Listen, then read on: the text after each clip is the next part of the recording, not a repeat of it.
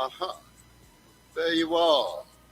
So, this is, of course, the Motivator Show alongside the Empress Abner, who will be with us shortly. It's a good start. It's a good start. It's a good start. So, everyone, I hope you're feeling good, refreshed, here in this strong. This is the place to be, the Motivator Show, where we translate our words into action. And remember, success is ours for the taking. Just a mindset. You believe in success. You want to be successful in all parts of your life. You will be successful.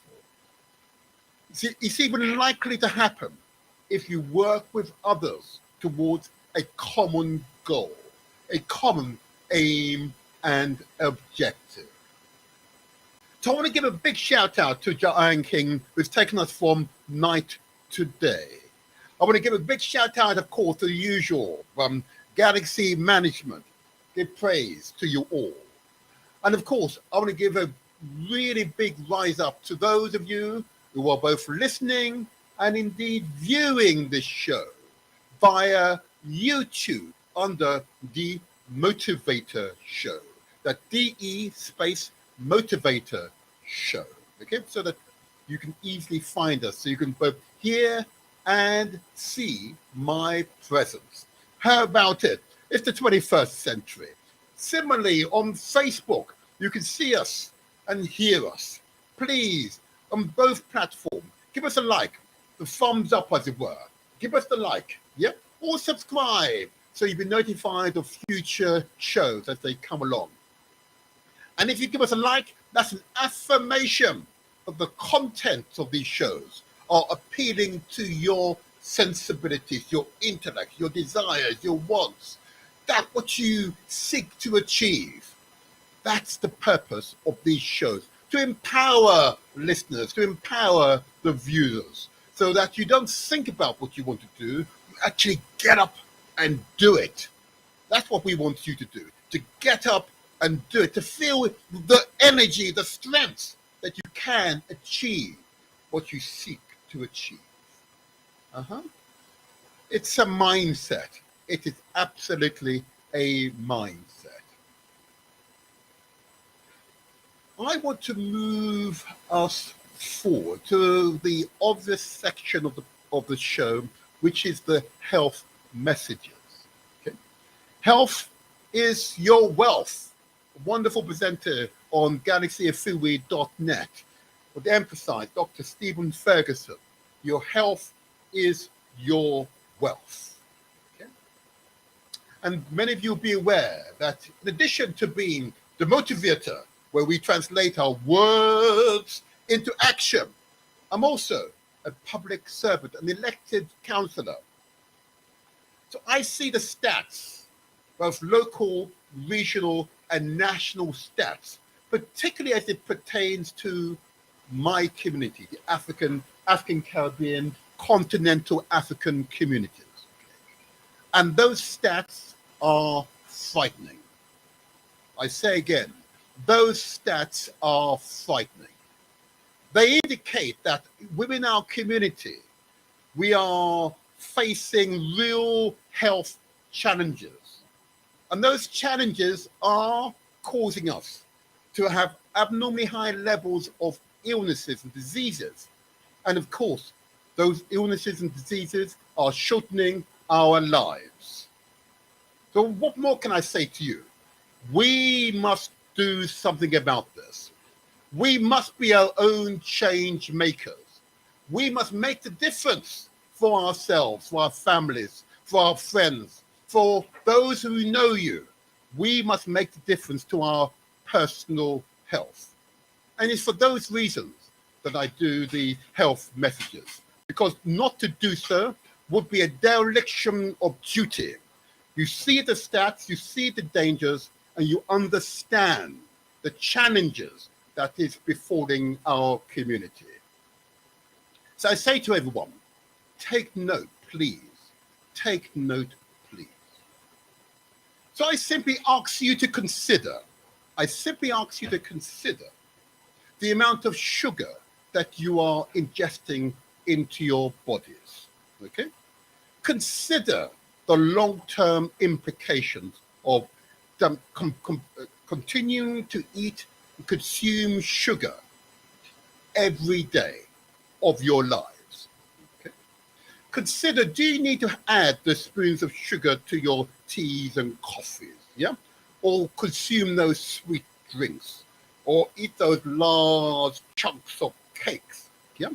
Just think about the long-term impact it has on your bodies. And as, of course, as Professor Hilary Beckles would say to us all, okay, particularly in the Caribbean, where there was an epidemic of diabetes, primarily caused by the consumption of sugar, he would say to you that you should consider reducing the amount of sugar that you're consuming. Okay? Consider reducing the amount of excess sugar that you are consuming. Why would he say that? Because he's seeing the stats. Yeah, he's seeing the impact of diabetes on our populations. And clearly, a professional, a health professional such as himself, clearly it would be irresponsible for him not to issue warnings to the wider community. So I simply say to you, I ask you to consider the amount of sugar that you are consuming. Equally, I ask you to consider the amount of salt you're consuming. And salt is one of those pernicious ingredients we had to our cuisine on the premise that it's supposed to add flavor. I say to you, please, if you consider the long-term implication of adding additional salt to your diet, hypertension or high blood pressure is one of the principal causes. And each of us in our family networks will know at least one person who has hypertension or high blood pressure or diabetes. And these are ultimately self-inflicted wounds. We can do different. We can make the difference. We can change. And I urge you all to change. I urge you all to change, because the knock-on and side effects of diabetes and hypertension, of course, yeah? In some cases, in the case of those with diabetes, as you all know, you have to take medication every day, insulin medication every day. Some people have conditions where they lose their limbs and other health implications. For hypertension, of course, leaves you vulnerable to a whole rate of other secondary conditions, such as aneurysms and so on, because you have too much pressure in your body. So I simply ask you to consider the amount of sugar and salt you're ingesting into your bodies. I equally ask you, please, to consider the amount of fat and carbohydrate that you are consuming. Fat, of course, again, another one of those features in our diet, primarily brought out of meat, the consumption of meat. You know, and you've been in the butchers on many occasions, and you've seen the slice of beef, yeah? And you see the white streaks within the beef. And we know, that's simply fat. And many of you will be well aware that dairy products are simply another form of cow's fat. Fat, if you take cheese, for example, hardened cow's fat. That's all it is, hardened cow's fat. There's nothing else, hardened cow's fat. And that's what you're ingesting into your bodies, yeah?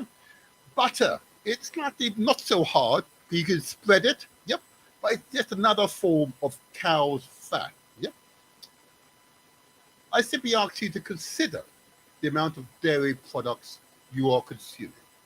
Cheese, butter, and those other related dairy products.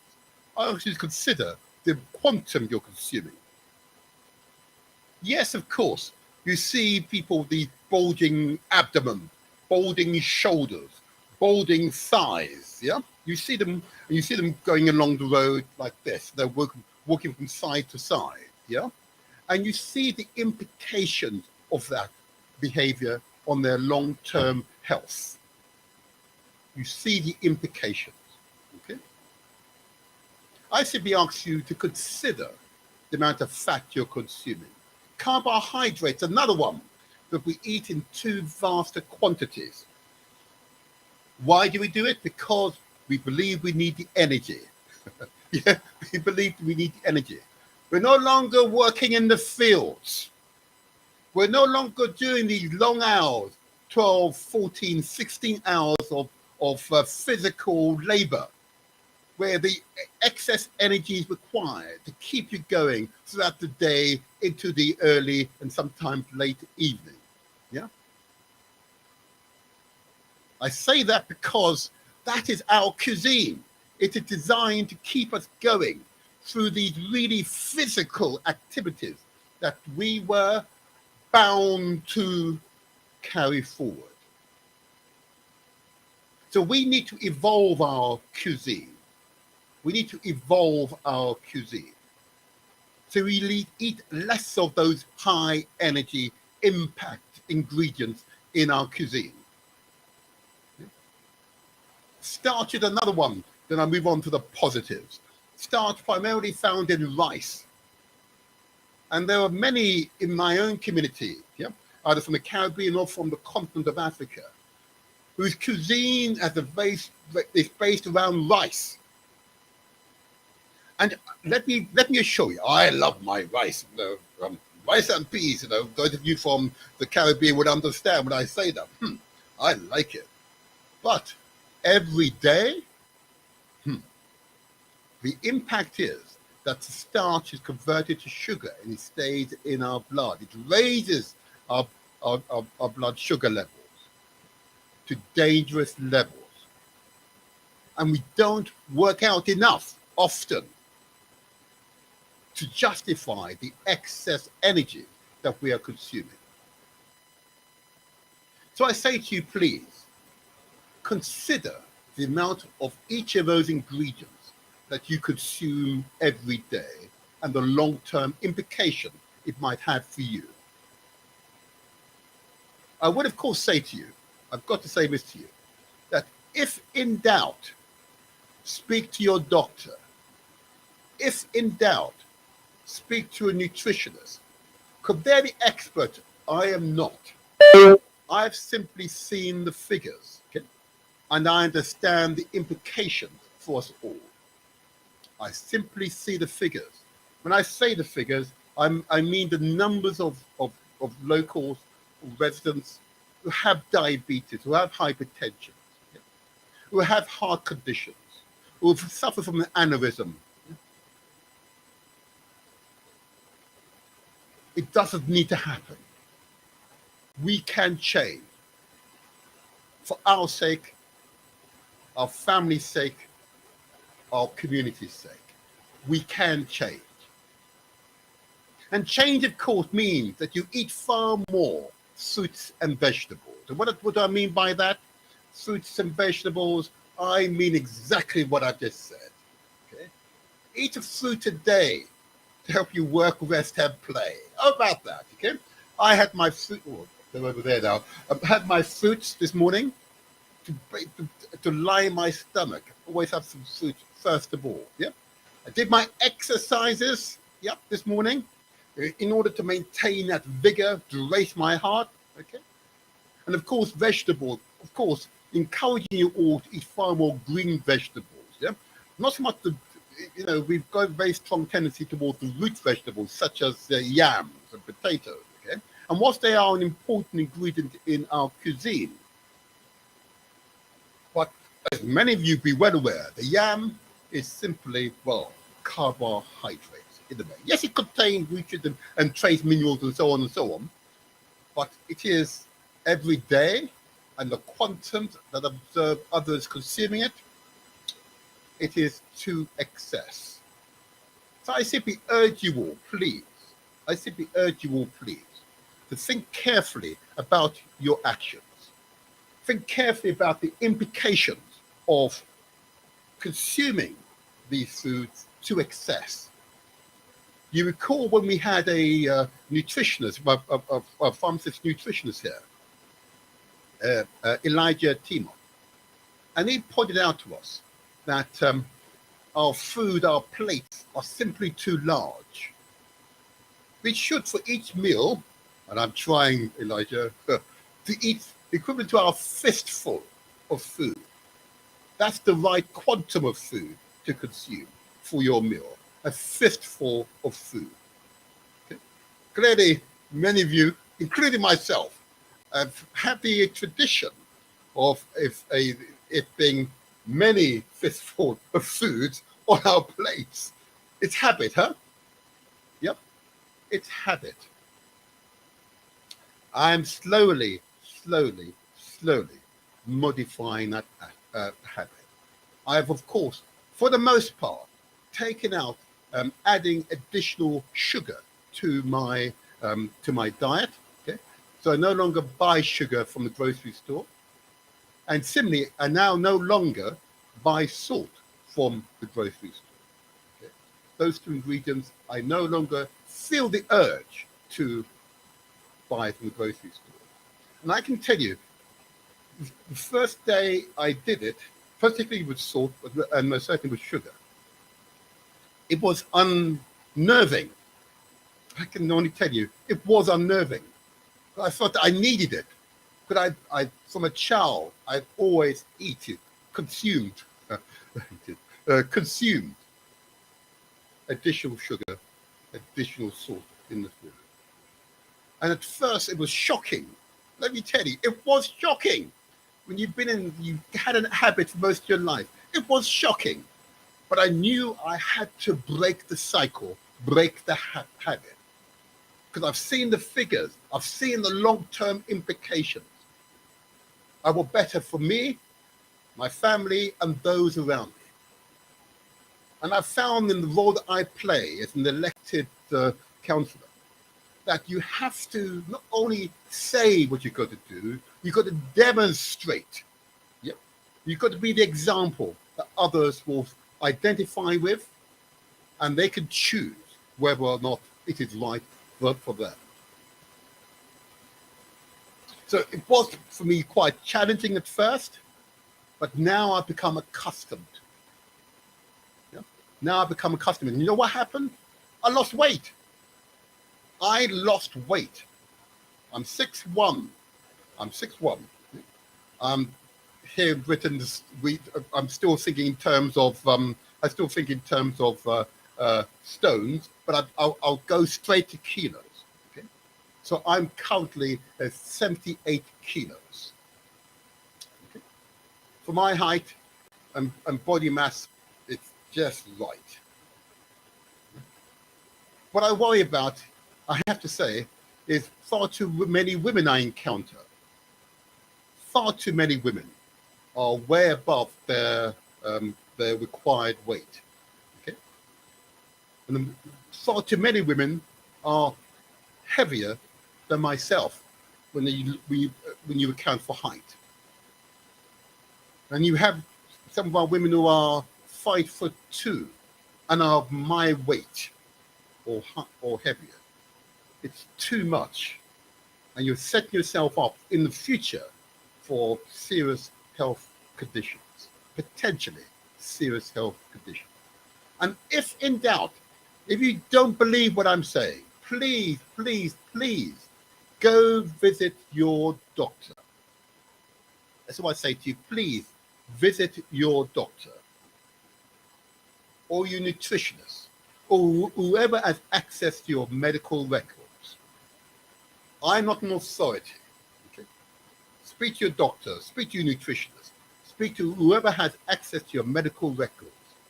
That person will highly likely be clinically trained and therefore best able to give you the advice which is right for you. But I urge you, please, those of you who are in doubt or want to be in denial, please. You can resist and say, no, I'm not going to listen to you, and that's fine. But My role here is to speak to those who are receptive, who want to hear the health messages and understand the implications for them personally, and really just seeking a way to change their current lifestyle so they can improve their future health prospects, so they can live out their lives healthily, yeah,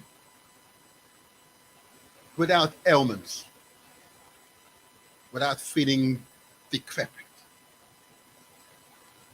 That really is our aim. So if in doubt, speak to a professional. But I want to encourage you to exercise, and if in doubt, go to a gym. Yeah, go to a gym and ask for advice.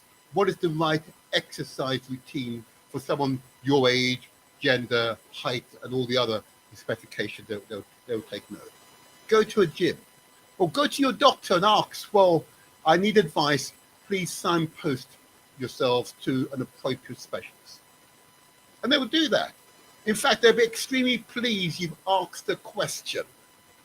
All doctors, wherever they are, in Britain, Europe, America, the Caribbean, or Africa, or beyond, they'll be extremely pleased if you ask that question of them. Why? Because you are empowering yourself. You're taking control. Yeah? You're taking personal responsibility. You're asking a question that really matters. How do I exercise? What is the right diet for me based upon my physiology?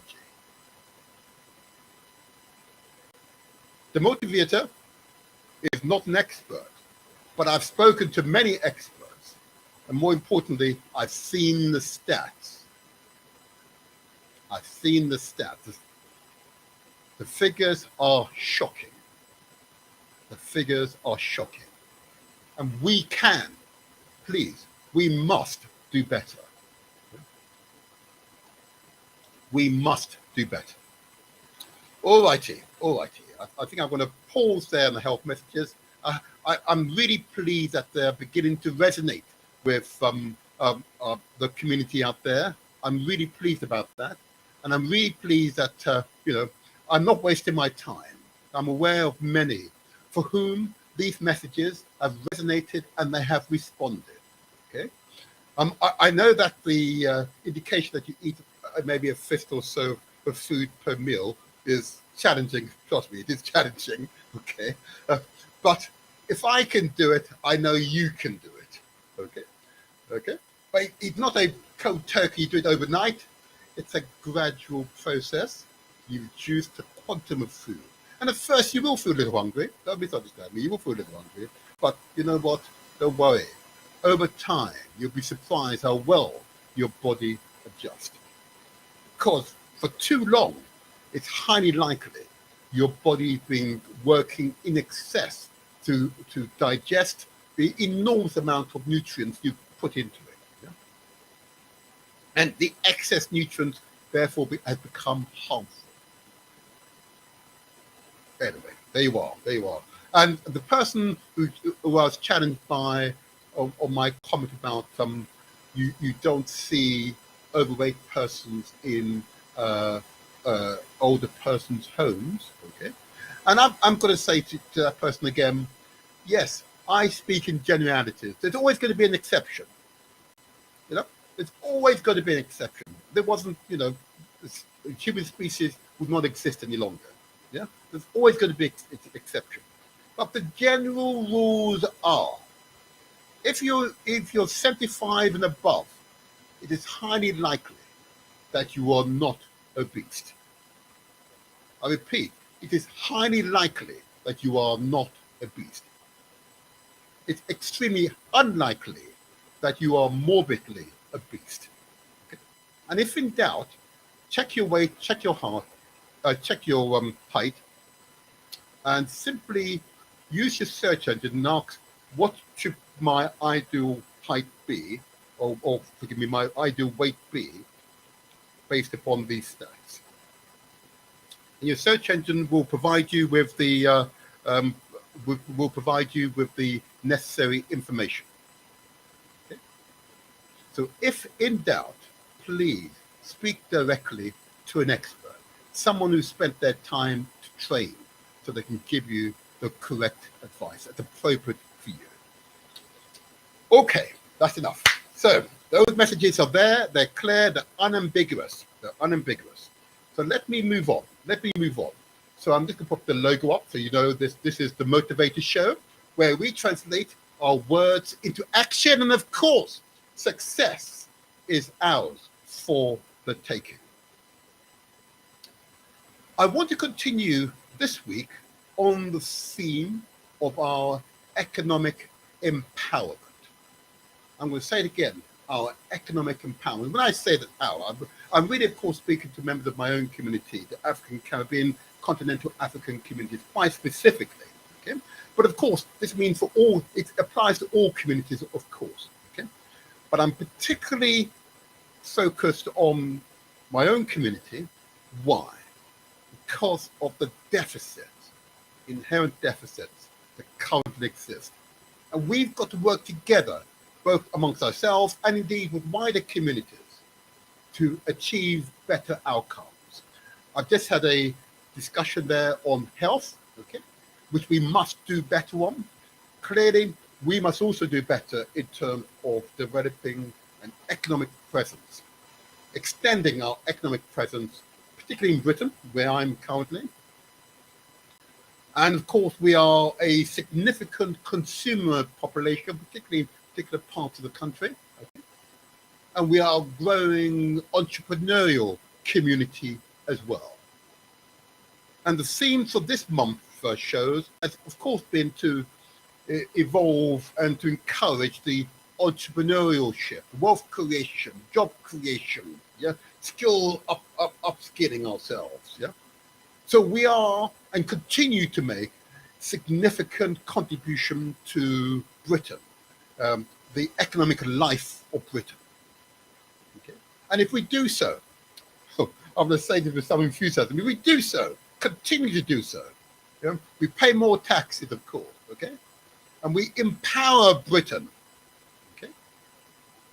We empower Britain at the same time, okay? Strengthening Britain's trading relationship with the Caribbean, okay? Or indeed with the continent of Africa and other parts of the world where our families have come from. That would empower Britain, enrich Britain. But a black or African community that performs from an economic point of view below par does not contribute to Britain's economic empowerment. Does not contribute to Britain's economic empowerment. So it's in Britain's best interest to ensure that our children are well educated. It's in Britain's best interest to encourage and nurture entrepreneurship.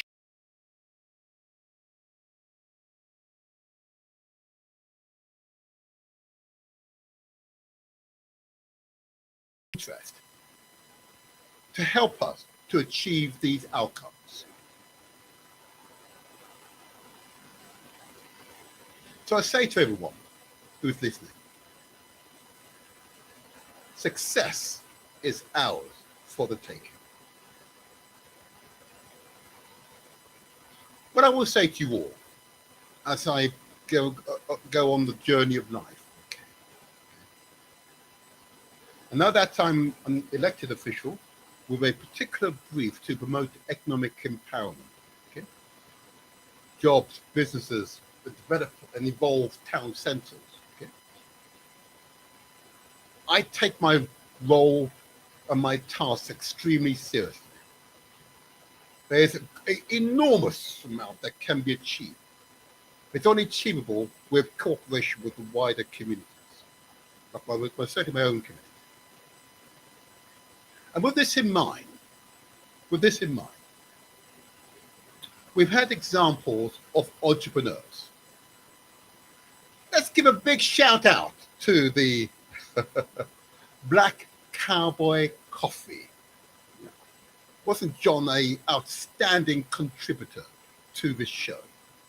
Mm-hmm. He's based in Elephant and Castle here in London, okay? And developing a coffee cafe concept, not dissimilar to others which you'll be familiar with, but with a African-centric flavor to it, okay? Actively seeking to nurture and use bean from Africa and the Caribbean, to develop those brands, to give them significance in the mind of the consumers, the wonderful flavor, aromas that you can gain from coffee beans and the drinking of coffee. John, I wish you well, yeah? Black Cowboy Coffee. Use your search engine. Your his details would appear in front of yourselves. Also want to give a big shout out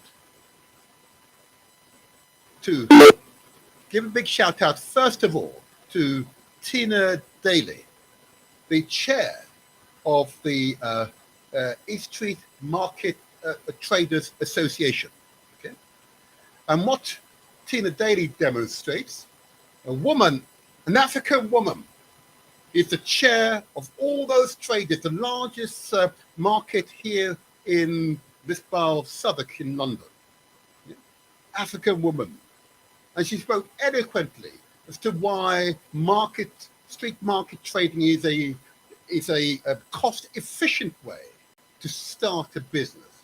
Because you have to develop the ethics, the work ethics, understand the paperwork, understand how to market, understand how to advocate for your business. Yeah? You develop all those skills, yeah, with a relatively low starting cost. She spoke so eloquently on the subject. And I also want to give a big shout out to Sade Abdul, who came on with Tina, okay?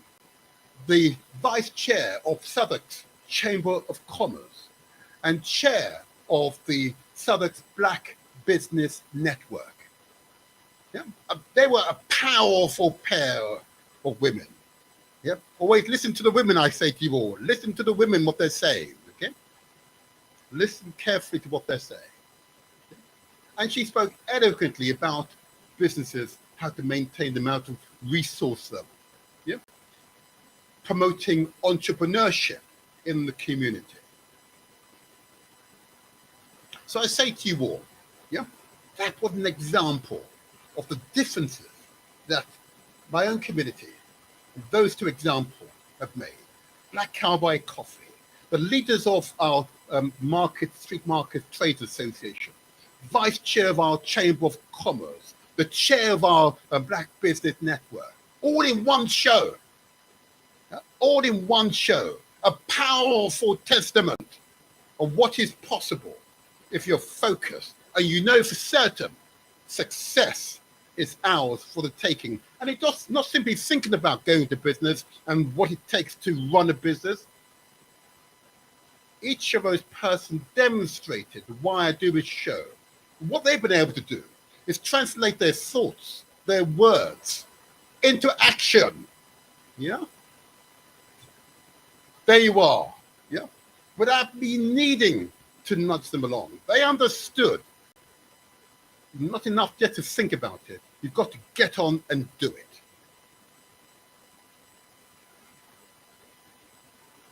My guest today is another outstanding member of our community.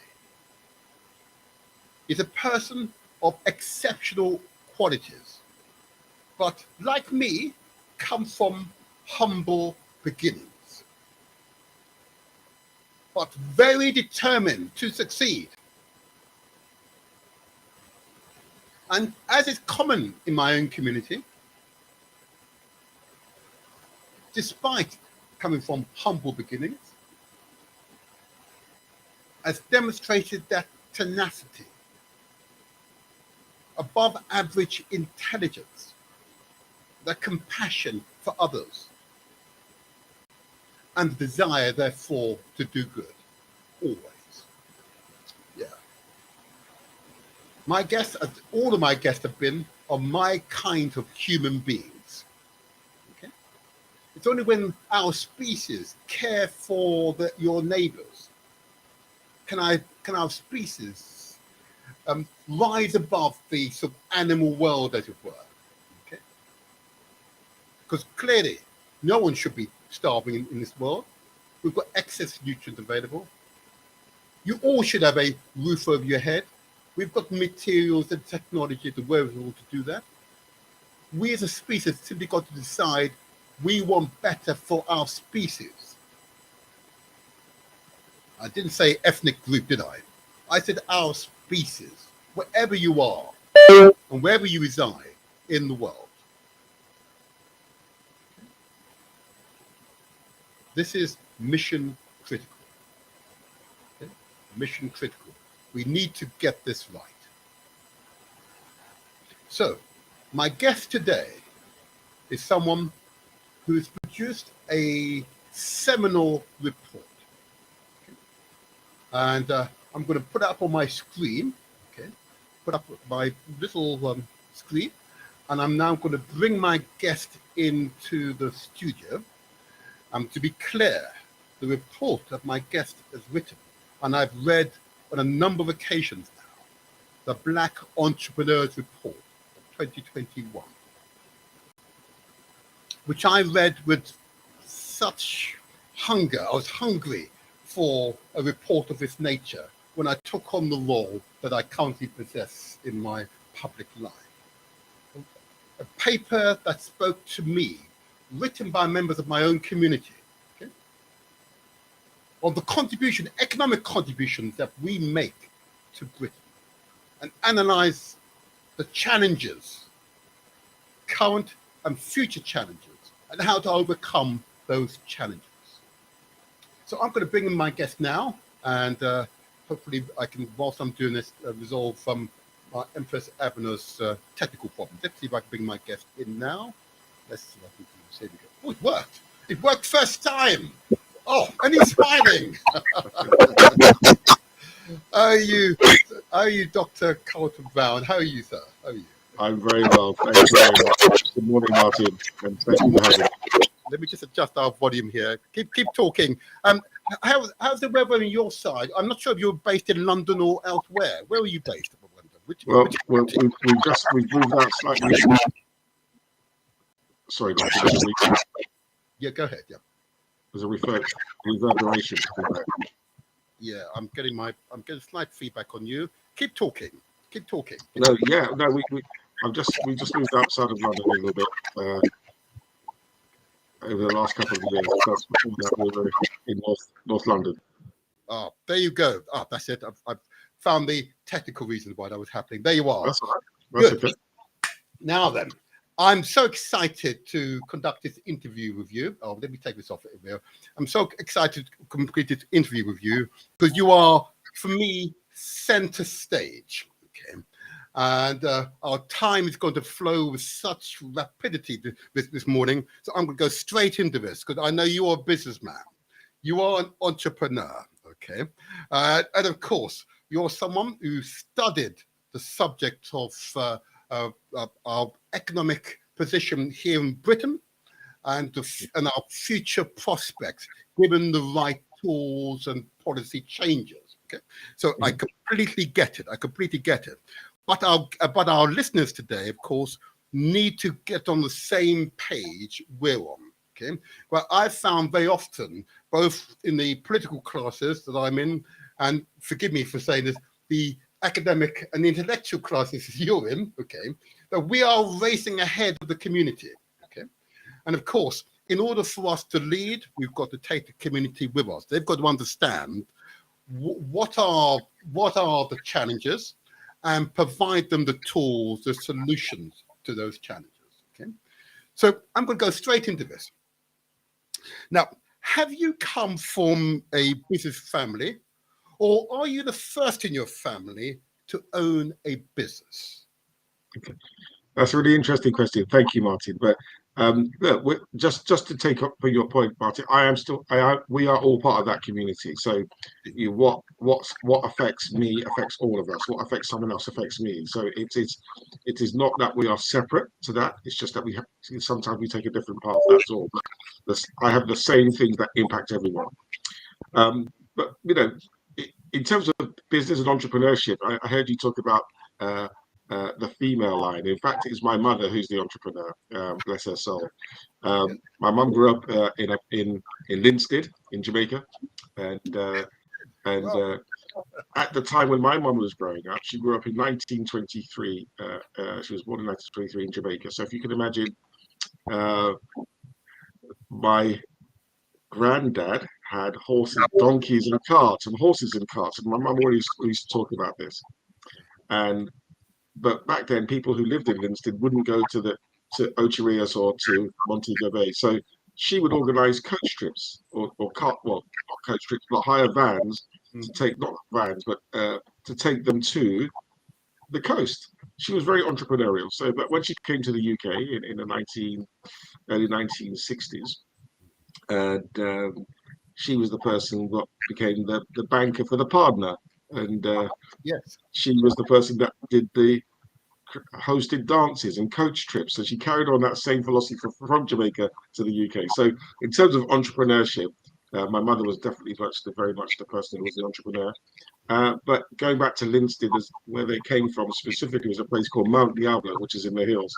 Yes. And my granddad was the first person to have a retail shop. Oh. So and he sold coffee and of course all the other normal things you tell in a shop. But so that's what he did. So yeah, so entrepreneurship, I think, was something which was embedded in our family from a long time ago, and I saw it in my mother very clearly every day. So that's interesting. That is interesting. So do you take the view, therefore, you had that example, and that therefore was your inspiration, or do you see that you'd have gone into business for yourself, self-sufficiency anyway? Give us some idea. Well, I think it's twofold. One, I saw that I was inspired by my mother clearly, and her tenacity, her persistence, and her determination to succeed. So that was always something in the forefront of my mind. But also, even from a very young age, I kind of read and I saw things and opportunities. And Garvey is one of my heroes, and Garvey talks about doing for self, and that fundamental philosophy is something that's always stuck with me. That you've got to do it for yourself. You can't rely on others to do it for you. And as a community, I think that's something what we need to continue. Just for the benefit of some listeners, when you say Garvey, I of course know Garvey. You might want to explain who Marcus Garvey is and why he's such a powerful figure in our lives, being a Jamaican national hero. Yeah, explain. Yeah. So Marcus Garvey is considered a philosopher, but he's very much an activist, and he wrote the philosophies of Garvey. But he was always about a Pan-Africanist and an emancipationist, to say that we as a community have to do things for ourselves. We can't be reliant on Africa. The philosophy was that Africa is the place for us, and that's where we should go. But ultimately, as a community, we should work together, collaboratively, and do things for ourselves. And that was his whole ultimately his underlying philosophy. And we spend money in the community, that type of thing. So when we see the Black Pound Day and things like that, that notion is not new. It's just that we don't always activate that. We don't always act on it. We kind of, because of variety of different reasons, but we tend to spend money in different areas and not always within our own communities.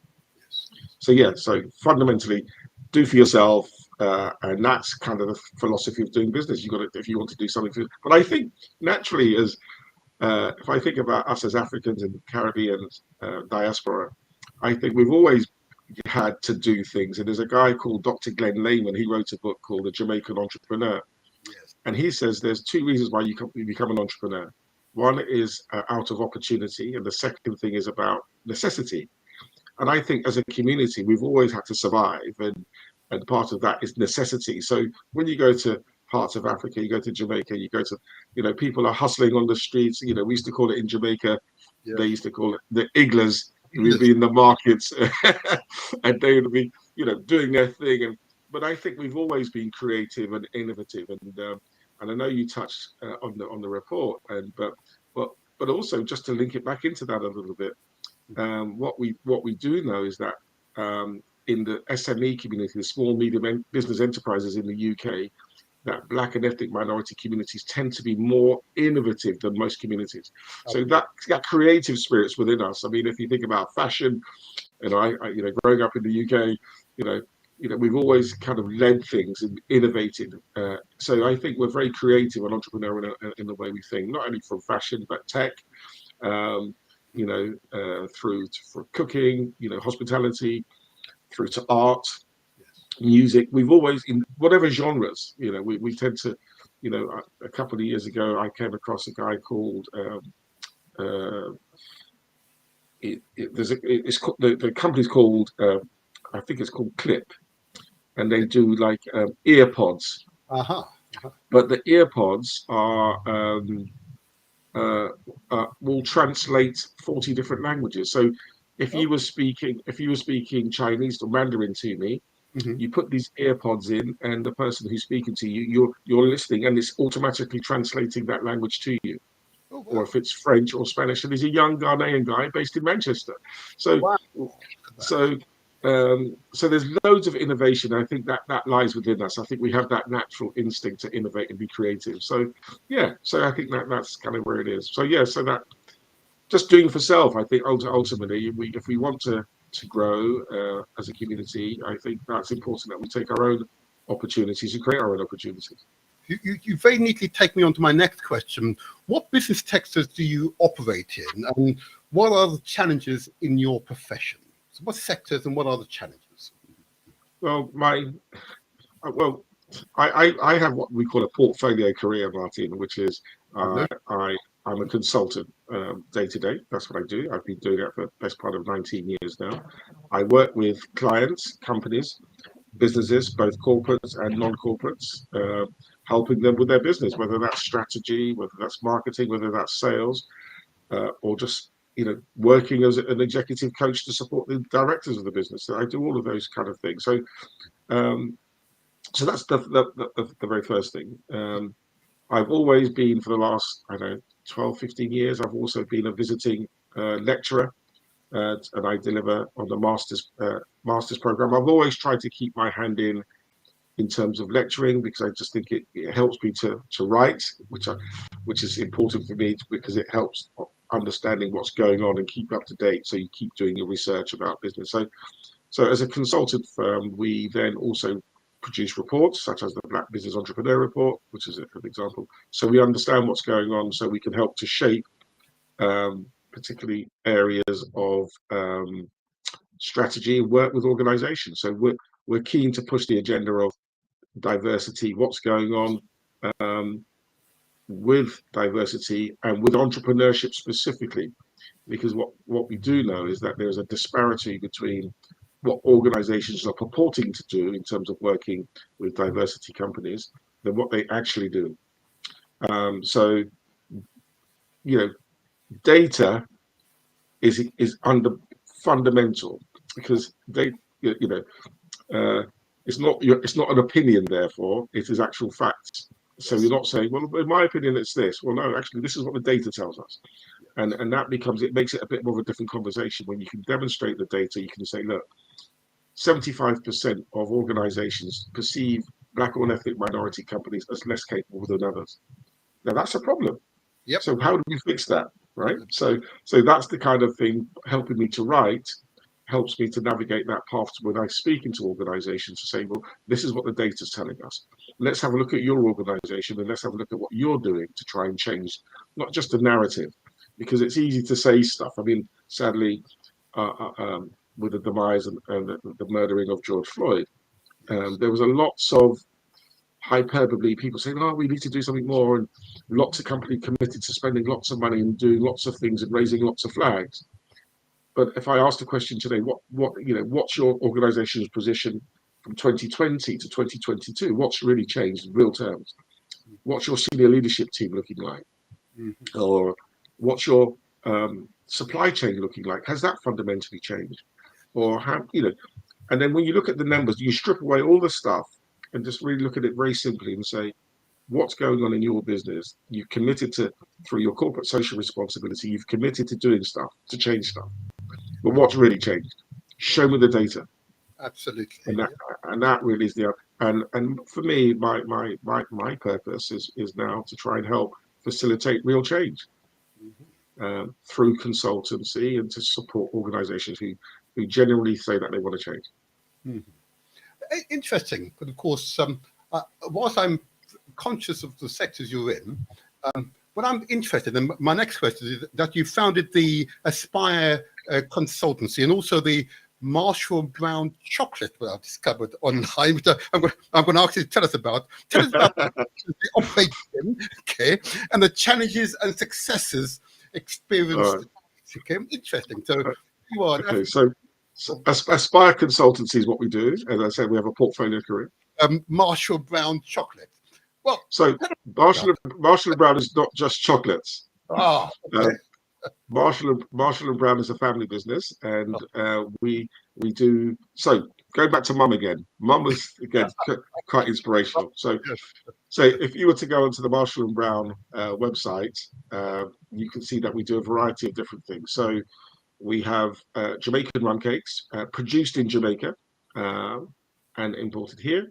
We have that's under a brand called Mama Brown's brand of rum cakes. That was named after my mother because she was a great, you know what it's like in every Jamaican household, Caribbean household. In truth, everyone can make cakes. I mean, that's the thing. So Mum was very much a cake maker. So we introduced a brand called the Mama Brown rum cakes. We've been going since 2019, and that's produced in Jamaica, in Kingston. We have another brand called the Jerk House. The Jerk House, so we do 6 sauces from jerk seasoning to pepper sauces to an award-winning Caribbean mustard sauce, which is the only one in the UK. Wow, Caribbean mustard sauce, right. Okay. We have 6 ranges, so we also have a range of herbal infusion teas. From sorrel and ginger to soursop to merengue and ginger. We then do chocolates as well. We do a rum truffle, the rum truffles. So the tea is also made in Jamaica as well. We do a luxury rum truffles. We do 3 different types of rum truffles. They're produced in the UK for logistical reasons, but they do contain Jamaican rum. So we do a vegan rum truffle again. That's a national award called the Great Taste Award. So it's won a national award. We do a salted rum caramel rum truffle, and we do a original rum truffle chocolate. And I can feel my tummy rumbling here. And then just recently, in this month, Marty, we've just launched a range of rums. Oh my gosh, really? Yeah, and under your banner, Marshall and Brown. Yeah? Marshall and Brown, yeah. So Marshall and Brown rum. So we do a coconut rum, a mocha. A mocha is chocolate and coffee. A rum. We also do a coconut coffee. We do a dark rum and a spiced rum. But what we've tried to do here specifically, when you go to the website, Marty, you see we've positioned everything as the very Jamaica's finest. Yes. It is the very best of the Caribbean. It's not, we don't want to sell a bottle of sauce for 99p because we want to demonstrate the very best of what we do. So we spend time looking at branding, design. 2021 and 2020, we also do a Caribbean hamper, a luxury hamper. And I don't know if you know the Stylist magazine, Martin. I do indeed. For the last 2 years, we were voted one of the top 20 hampers by Stylist magazine, and we were sitting along very much. We're still a very young brand, but we were voted for 2 years consecutively, one of the top 20 hampers compared to people like Fortnum and Masons.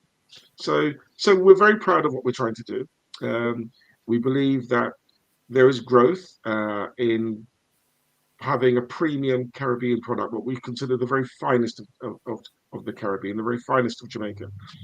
So that's what we've been doing. So we have a small team working on that. So So as I said, it's a small family business, but we've definitely developed a brand what we believe is the very best. Is it very much online, or do you have a sort of physical outlet anywhere?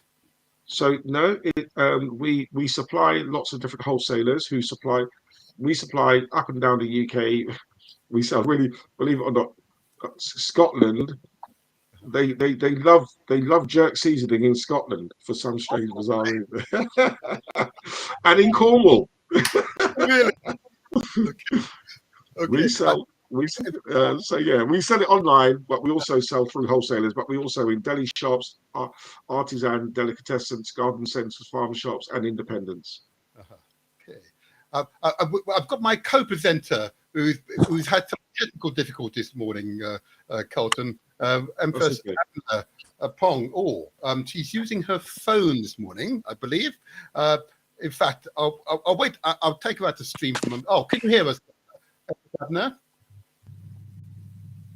Or can you hear us, Empress Abner? Her signal's not very good. No, her signal's not very good this morning. She's having slight technical problems. I'm going to take her out to stream, I think, for now. Sorry Good about morning, that. Empress. If you can hear me. First of all, I note how excited you became as you discussed your mum's cooking and inspiration. Marshall Brown. I'm going to go to your website. Give us the website address before you move on from this one. Give us the website address, please. So it's www.marshall, MARSHALL, and it's AND and brown.co.uk. I'm going to ask you to say one more time, a little slower, and I'm going to actually write it down again this time. Go ahead. One more time, please. It's www.marshall, MARSHALL, Yep. and AND AND. and Brown, BROWN. Perfect. Yep. .co.uk. Wonderful. There you are. Marshall So just .co.uk. So I'm just putting into my phone, and your website is coming. Oh, wonderful. Oh, I'm going to have fun with you today. Oh my dear. Anyway. Oh, thank you. And Martin, just as you know, it's the company's named after the two most influential matriarchs in my life, my mother and my mother-in-law. So that's how the company's been named, after two great matriarchs. Good politics, if I may say so. Both mother and Bless their souls. Yeah, indeed. well done. Well done. And I wish you well with that. I most certainly, after we'll go onto the website. I'm most probably going to buy a thing or two. A hamper sounds very nice to me. Okay. You never know. I might even give out one of your hampers as a prize for a future show, I think. That's a good idea. You've inspired. I've been inspired. There you go. And I might want to encourage you to think about a physical position, and we could talk about Southwark being possessing the largest African population in a single municipal authority in Britain. Okay, an ideal place to invest, and I wish to commend Southwark as an investment opportunity for Marshall Brown chocolates and wonderful delights. Okay. A little bit more about Aspire Consultancy. You've talked in terms, but as a person of African or Black origin in this sector, what are the particular challenges that you've found to be taken seriously, to break into those big corporates who might have, well, there might be some resistance at times. They've got there are many consultants, in Britain. What makes you distinctive, and why do you believe you've been successful to date? Well, I offer a different perspective. That's the first thing. And I can remember, and I take you back a step back. One of the things I think I learned in my corporate life was I felt that there was this glass ceiling, despite what I worked for a FTSE 100 business. I was there for 16 years. I then took on a national job. I got headhunted to work for someone else. And, in every, like lots of us, we work extremely hard because I'm growing up with that narrative, sadly, that you have to work twice as hard to succeed. And I felt, sadly in some cases, I've actually felt that it's been difficult to carry on breaking through to the real upper echelons of organizations. So when I stepped away and I decided to open up a consultancy practice, one of the things I went back and did, I went back and studied, Yeah. and I did I did my first degree in leadership. I then did a master's degree in business, and then I did my PhD, my doctorate in performance management. So I specifically, when I come to the market, because I recognized how difficult it was to get access to opportunities. There are only 2% of the population that have a PhD. Mhm. So I wanted to make sure that when I go to the market, uh, you know, what am I offering? Am I offering something different? Not only can I worked in the commercial world. I'm not just an academic. I went back to academia later in life and Yes. studied. So I started off in retail, selling Oxford Street for a retail shop. It's not a problem. I did that for 5 years when I left college, Yes. and and I worked my way through. Yeah. So I have a real understanding about uh, what it takes to try and navigate something and navigate a particular path. And I learned a lot in my corporate life. So I've got the corporate element, which separates me. I've got lots of experience, but also I'm part of a community that is affected Yes. by lots of the challenges, not only from a commercial, from a from a from a black perspective, from a diversity perspective. I'm also affected, so I understand that nuance. But also, I'm very qualified, and so I think, um, and I'm prepared, and I'm also prepared to challenge in the right way to say, look, what are we doing here? Because quite often people sit around the boardroom or in organization, and sadly, it's very homogenized. Um, there's a review by a guy called the John Parker Review, which said that the boardroom is very homogenized and we need diversity around the table, because when you do have diversity around the table, performance improves. Yeah, can I just pause there? Because I'm also a politician and I use words in order to avoid offending anyone. But I think you just got to say it. You said homogenize, but I know what you mean. Okay. But I've found in my sector that we've got to just say that it is. What do you mean by homogenize, please, Carlton? Everyone looks the same. They're typically, and this is the data, this is not me just saying this typically there tends to be white males around the table, by and large. There are some organizations who are making great strides to change that, and Vodafone being a good example. I think one of the studies I saw some time ago, 46% of Vodafone senior executives were female. I don't know their proportion of black, Asian within that context, but you can see that they've made strides to change in real terms, not just the words they supported. But when we say homogenized, everything's the same, right? So, but being the same is really. I remember listening to an interview once with Matt Hancock on the television, and it was really interesting because he was as the health minister. The lady on the TV interviewed him and said, Mr. Hancock, can you please tell us how many black people are in the cabinet? I mean, it's a very straightforward question. How many black people are in the cabinet? And he said, well, we've got Priti Patel. And he said something else. And she said, can I stop you there? She said, can I just ask you, how many black people do you have in the cabinet?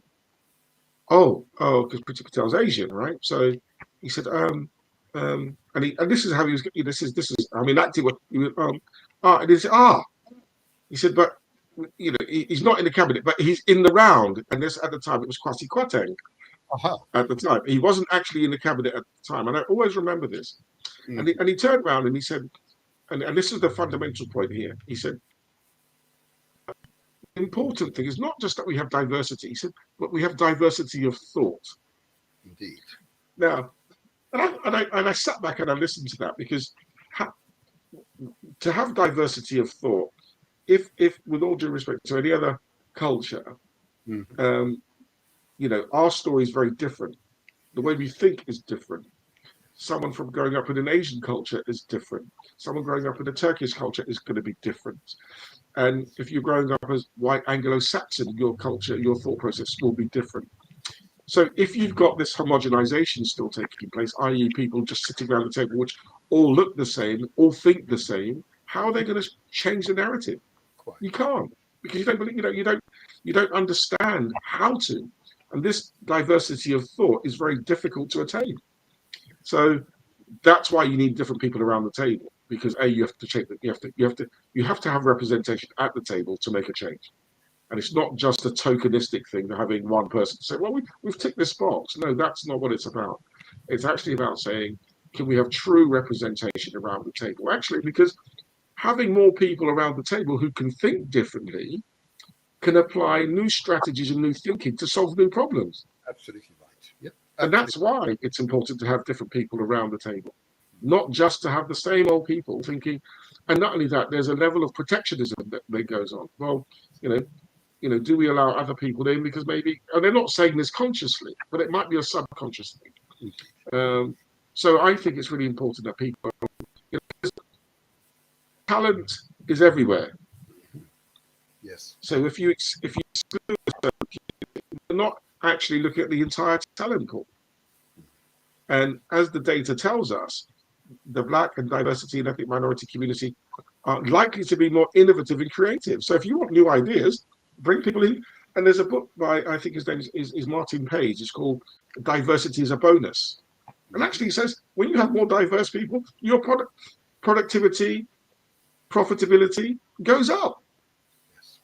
Yes. So if you've got a business or an organization and you want people to be happier, do better, produce better results, have different people around the table.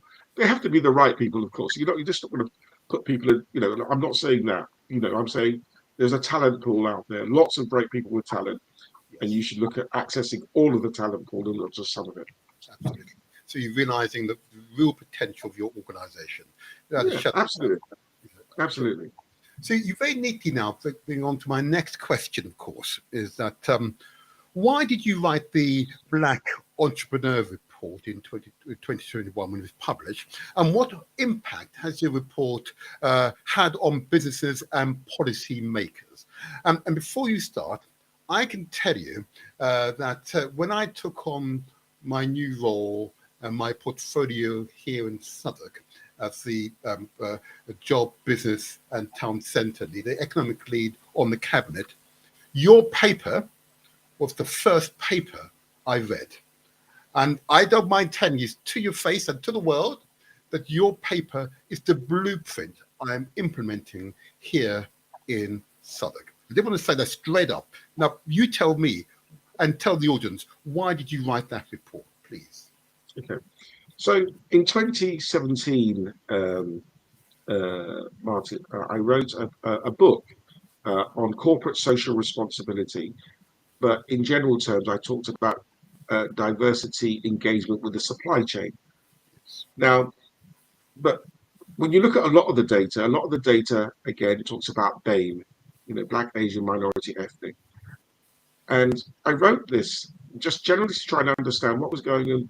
A lot of corporate social responsibilities where companies say, oh, we want to do good things, whether that's about people, about the planet, and about philanthropy, whatever it is they want to do. They want to do some great stuff. And it's their corporate social responsibility. So I wanted to understand, with all the things you're saying about what's really good, are you delivering that when it comes to diversity and diversity people, so businesses engaging with your organization? And within that, we found there was a disparity then. But as we had COVID during that period, I wanted to kind of get a real sense of understanding, because we look at all the inequalities, whether it's housing, health, education, policing, social services. There seems to be such inequities amongst Black, African, Caribbean diaspora. So what about entrepreneurship? What about business? So that's what I wanted to get into. I wanted to say, well, actually, let's take a look at what's going on here for us as a community. So that's what I did. I decided to write, to do the research and look at Black entrepreneurship, specifically within the supply chain. Now, think about it this way. Ethnic minorities represent about 16% of the small, medium enterprises in the UK, roughly. But in terms of what the public and private sector spend with diversity business represents just 1%. So there's a huge gap, and I'm thinking, well, hold on a second, why is that the case? Because one of the biggest spenders in the UK is the public sector.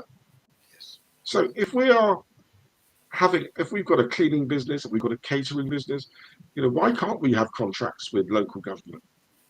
Why can't we? Why can't we have consultancy practices working with local government and government? Because if we talk about social impact, is one of the things people talk about today, as a community, as a business or a local government, we want to have a great social impact. Well, a social impact means that I've got a business. Let's say I've got a catering business. I've got 10 people today. I get a contract awarded at Southwark. All of a sudden, I get to recruit another 10 people. Now that's a real social impact. I've recruited 10 extra people from the borough. Yes. Who are then going to spend money in the borough. Yes. Yes. So that's what we call a social impact. Yes. That makes a real difference. Now, my business, if I'm a catering business, if I'm a caterer, I'm thinking, well, now I'm going to grow. I'm now growing. I'm creating wealth because that's what entrepreneurship does. It creates wealth. But I'm creating wealth not only for myself, but people from within the diaspora, within the community. And that same community then contributes to the local GDP, the local economy. It's spending money in that local community. And then an opportunity comes back in, another 2 years' time for another site. Oh, I've gone from 20 people, now I've got 50 people. Now I've promoted some people to become supervisors or site managers. Yes. And all of a sudden, they're growing themselves.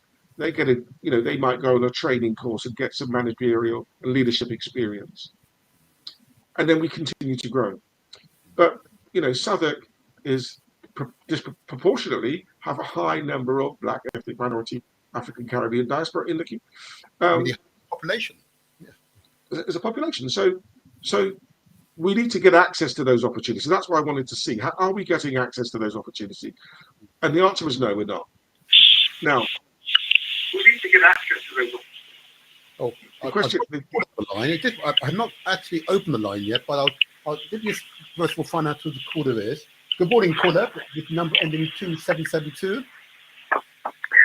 Good morning, Martin. It's Michael. Plus SC16. I haven't officially opened the lines yet, Michael. But I'll take your quick question. If you've got a quick question, please, because Carlton's right in the middle of a really important part of his presentation to us. Okay. Well, no, I can call back. Let me call back then. Okay. Give us 15 minutes. 15 minutes. Okay. Thank you. Wonderful. Thank you very much, Michael. Thank you. Okay. Carlton, continue. You're at an important juncture. Go ahead, please. Okay. So for me, it's around understanding. So so that's the reason I wrote the report, is to get us to, first if we understand. So if there's an understanding and there's some data, we can then share that data and share those reports with others so they can start to look at it and say, well, what do we need to do differently? So one of your questions was, what impact does your report have? The consequence of that report, Martin, is that it was shared we sent it to people in local government, national governments, national bodies, financial institutions. Now, the answers to that I don't know, but NatWest were gracious enough to read it and say, this is a really interesting report. And collaboratively, I said that I think this is important and want to continue to share the message. So you're taking not only the data and the report, let's then host a conference to share that knowledge and insight. Mm-hmm. So as a consequence of that, Aspire Consultancy hosted the first UK Black Business Entrepreneur Conference, which was at the NatWest Conference Centre in the city. And we had circa 300 people attend, from people from the entrepreneurs, clearly. You did. And the event was completely sold out, and we had some amazing speakers, entrepreneurs par excellence. We had Wilfred the Black Farmer, we had Eric Collins from the Moneymaker Business Show on Channel 4, but also he's written a book, You Don't Need Permission. We had some exceptional speakers. We had Henry Bonsu as the host, Lord Michael Hastings. We had the woman empowerment room, some fantastic, amazing speakers of female entrepreneurs extraordinarily. So, as I said, in Ghana, they talk about if you want to build a nation, you build it through the female line. And that's what you kind of alluded to kind of earlier on when I was listening to your show. So the consequence of that was we've written a report. We are still talking to various local government and corporates who are interested in what we've been doing. There's been lots of people who attended that conference who have now networked and connected, and things are happening. And I've been party to see some of those things. There are people there's organizations, including university institutions I've spoken to, said they've taken part of the report and started to implement. So I feel, it is cascading. It is something which is there. We will continue to do an update and gather some new data, because we will be having our conference on the 13th of July again next year in the city. Yes. I can only say I was, of course, in attendance of the conference. I was extremely impressed. You're absolutely right. The quality of the presentation, speakers, was outstanding. I network with colleagues across London as well, and it was quite evident to me that there was a thirst out there. There's a thirst for change. Okay? Yeah, absolutely. And, I said earlier on the show that success is ours for the taking. We are the success makers. And something's wrong with your microphone. Oh, something wrong with my microphone? Yes, it's not loud. It's not as loud as his. You're whispering. You sound like you're whispering.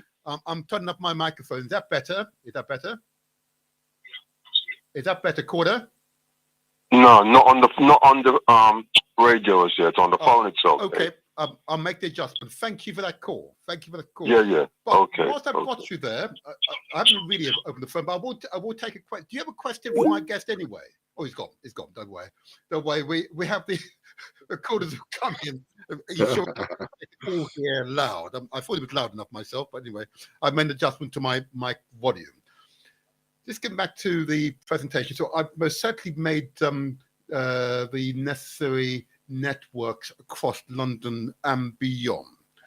But I wonder, and I'm just asking you to focus a little more on the policymakers. So what role can MPs, councillors like myself, local authorities or parliament play in improving the current situation? What changes should the policymakers make to improve the current situation? I think for me, this is summed up very simply by René Descartes. He says that I'll judge people not by what they say, it's by what they do. Absolutely. Okay, so ultimately, it's about what organizations decide to do, what actions they physically take. It's great to have sound bites and great, we have a diversity group and all the rest of it.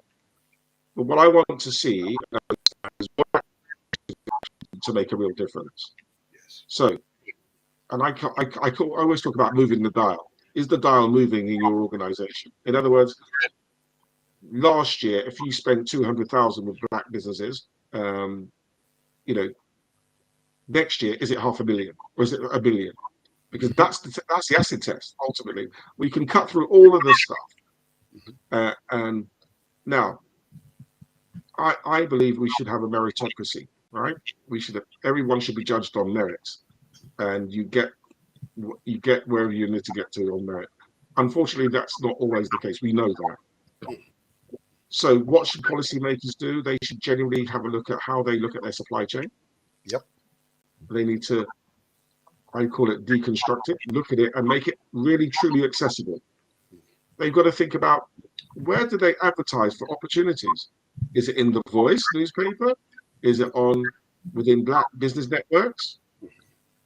How do we know where there's opportunities? Because one of the things I found from a lot of corporate companies is saying, oh, we don't know how to access black entrepreneurs.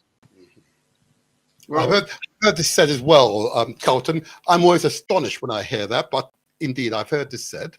But my rhetorical question to that is, where do you look for them? Mm-hmm. Where are you advertising? Are you using black public? I was at an event this week for black journalists. Right. And it's called Black Journos. And there are hundreds of black journalists and PR companies in the UK. And I was blown away. Now, how many of those organizations are using black journalists who know the language, the narrative, and the publications where to publish things such as opportunities, or to share that Southwark are doing great work with recruitment of opportunities? Yes. Or or advertising those opportunities. Mm-hmm. So if you continue to advertise, as one of the speakers said last week, if you continue to advertise in a particular newspaper every month or every week, how do you expect when the demographic profile, i.e. the people who read that paper, do not come from our community? Indeed. There's a mismatch, right? So you've got to put it into place. You've got to speak to people. If you want to catch a particular fish in the pond, you want to catch those fish. Simple as that. Absolutely right. Absolutely right. Challenging, huh? Challenging. Are you finding that both policymakers and corporate Britain are responding, though, to these messages? The answer is yes, but slowly. Indeed. Yeah. I think I think there is on the surface, and I talk about in the report, Martin. You'll know I've come up with this phrase, this term called the race paradox. Yes. Fascinating. Yeah, go on. You explain it. And I've got a commentary on that as well. But you go ahead. Yeah. So the paradox is this, and it's just worth explaining what I mean. I think in terms of organizations, sometimes there's I call it the unconscious illusion of inclusion. Yeah. So the unconscious illusion of inclusion that is perceived that we're inclusive, but when you look at the reality, it's not. So this unconscious illusion of inclusion. So you've got a policy what says we're equal opportunities. Yep. We've got a corporate social responsibility policy. We've got this policy. We have a working group. We've done the diversity training. Tick, tick, tick, tick, tick. Yep, that's right. All of those things are the things that what I call give you the counterbalance, right? It's your counter arguments. Well, we're doing all of these things, right? We're doing all of these things. And in some cases, there are lots of organizations doing those things and doing it well and try to translate that into real action. But there are quite sadly, there are lots of others which do all of those same things in different degrees, but they're not taking the actions. Yeah. So, as I said, is that dial moving? Am I spending more money with black businesses? No. Yes or no is the answer. Can I see the number? Show me. Not only by value, but by net percentages, by number. So, in other words, I spent 1% last year, I spent 5% this year. Well, I spent 5% in terms of money, but actually the number of contracts allocated was 100. Last year, it was 50. Now you can see by number and by value, it's moving. Yes. So that's what needs to happen. Agreed. 100%. And if I may, at this point, you're absolutely right. Again, part of my portfolio is to review and monitor the procurement framework here in Southwark, which is really what you're discussing. Okay, and it is fascinating, of course. Data, but ethnic profile data is challenging to come by. Okay? There you are. That will change. That will change. But that's why I say to those listeners who are considering entering into politics, particularly local government, okay, that's why your presence will make a difference. Okay, you're able to ask these questions that Carlton is putting to us this morning. Okay, around the boardrooms in local government. Okay, because local government spends how many billions, Carlton, in procuring contracts? It runs into tens of billions of pounds. Okay, and if less than 1% of that figure is going to companies led by an African or black person, then that's simply wrong. It is simply wrong. And in some local authorities, where the black or indeed Asian populations are, in our case, nearly 50% or more of the total population, that is not simply wrong, that is simply economic genocide. And that is not acceptable. That is not an acceptable state of affairs. and must change. Forgive me, will change. Let me assure you, it will change. I'm gonna put the report up on the screen in a second, but my last question on this segment is, as you are consultants and this is what you do, what advice would you give listeners who want to start a business? What would be your maybe 3 or 4 rules in starting a business that I know this is all for free, of course. And I want you to put food on the table, as it were. But what, you're an intellect, you're an experienced person. What 3 or 4 rules you'd apply to those who are wanting to start a business, or indeed need to flourish in business, would you recommend? What recommendation would you give? So the first one is do your research. Yeah. Every time. Yes. You can't just wake up in the morning and say, I've got a great idea, that's how I do business. And that idea is great. Mm-hmm. But is it viable? Indeed. So when I say do your research of your market. Who are you going to sell to? Yes. Who are your competitors? Mm-hmm. What's on the market? How big is that market in terms of value? If there's only 1 or 2 people doing something and they're doing extremely well, you think, well, actually, me coming to this market is a real opportunity, because I think also there's only a very few players in that space. Right. What of the market? So the research, number 1, in whatever that looks like, the market, the competitors, the environment, the market itself, the business area you're going to go into. 2, what's your point of difference? Mm-hmm. We talk about, if I said to you, Lidl, Aldi, John Lewis, what's the big difference? Price, value. I went to the Lidl only last night. It was interesting. The prices there are very competitive, and indeed that store was. John Lewis, all equally, they've got a very strong brand, nevertheless. But again, price. Interesting, right? But one gives you. John Lewis say never. Their strap line is never knowingly undersold. Indeed. Never knowingly undersold. But Aldi and Lidl, I think that the report this week came out and said Aldi and Lidl are now taking over, I think, the 5th or 4th top spot in British retailing. Yeah. So, but they came to the market and said, our position is that we're going to provide not necessarily branded products as we would know them, as we classify like a Heinz or something like that, but we're going to come up with good quality products at a great price. Yes, that's right. So we call that cost leadership in marketing terms. All right. Now, Which magazine did a survey a few years ago on mince pies? We're coming up to the festive season. Mince pies, Martin, you like this? They did a blind test. They did a blind test with mince pies. So what happens? You go along, you taste the mince pie, you give it a score. You taste the mince pie, you give it a score on quality, texture, the quality of what's inside of it, etc., etc. So you don't know where it's from. And the mince pies range from £12.99 for a pack of 12 to 99p or something like that. So which one won the prize? Yes, good. Definitely the cheap. The Aldi or Lidl mince pie. Yeah. This was a Which Taste magazine won the prize. So you can what I'm saying here is when you go to the market, come in with a point of difference. That's right. Yes. And quality. You can still be good, but you could offer great value. Right. Okay. Or something unique, or something that you're coming to the market with, like I think it was, I said the clip, the earpods, which can translate 40 languages, and you can put it in your ear. You can go to Italy and someone speaking Italian, you can say, "Hey, buongiorno," whatever, and you can understand and translate because someone innovated in the market. So you had a point of difference. So that's point number 2. Have a point of difference. And number 3, understand your numbers. Understand your numbers.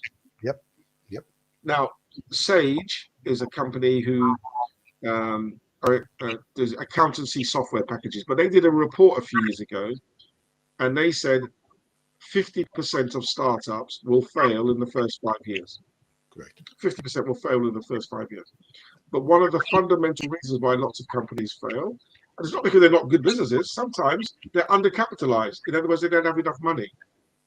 Or are you charging the right price for your products? Or too much for your products that your people are not buying them. Now, because until you bring that, you know, I always say, you know, when I look at Louis Vuitton versus a Marks and Spencer's or Primark handbag, what's the difference? I'm familiar myself. I don't know. I don't. The point I'm making is yes, everyone's going to say, oh, it's the quality, it's the quality, it's the quality. But if they're all leather, they all come from cows, right? I presume, if they're leather, right? But it's the brand themselves as a really exclusive, exquisite brand. Therefore, they say, I want to charge this price, and you, the consumer, go, yeah, okay. You'll charge that price, I'll pay it. I'll pay $2,000 for a handbag. What? That wouldn't be me personally, but there you go. But you know, my wife is a long sufferer. I'm not going to say making comment about mine. You see, so I'm going to keep. But the point I'm making is understand your numbers, understand your cash flow, money coming in, money going out. What prices do you charge? What margins are you making? What profit? You know, there's an old saying in business: profit turnover is vanity, profit is sanity. Yes. So you can sell a lot, but don't, you know, be sensible with your cash. Have reserves. Try to grow your business, and just don't go out tomorrow and think, you know, you've made it. It takes a long time. It's a journey. So first thing, do your research, come up with something which is a point of difference, innovate within that market, and third, understand your numbers. That would be for me.